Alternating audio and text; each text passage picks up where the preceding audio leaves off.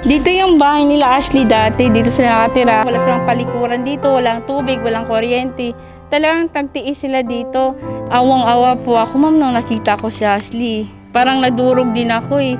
Nung nalaman ko pa na, yun nga, yung nanay niya, pinapabaliwala na lang yung bata. Parang, wala, hindi ako makahinga. Nung sinabi ni Lori sa akin, ganyan ng nanay, sabi ko, hindi ako bibitiw, tutulungan ko tong bata na to. Kasi nga, may anak din po ako eh. Parang nasasaktan, hindi ako makikita ko yung batang ganun eh. Kaya nga, hanggang kaya ko, tutulungan ko si Ashley.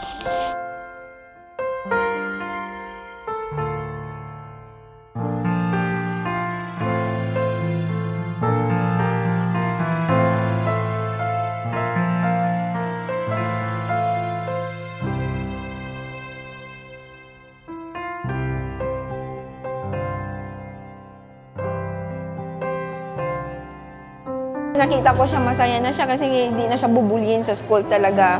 Kasi nag-aaral na po siya. Tapos salamat talaga sa Chuchi ay na-save nila yung ni Ashley. Yung bang kinabukasan niya. Kasi kung walang Chuchi, paano pag pumutok yung mata, patay na din po siya. Tapos na-save nila yung buhay ni Ashley. Kahit walang pera, o kahit hindi mo siya kadugo, basta gusto mong tumulong, tulungan mo na lang. Pinoproblema ko yan araw-araw. Sabi ko pa,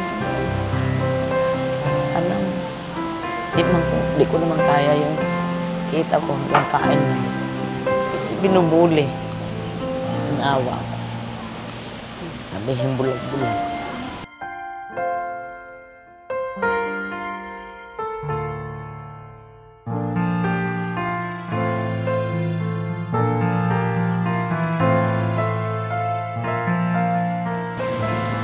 Nawa ko sa kanya, kaya abot sa langit ko. Pasalamat kay Ma'am Chuchi.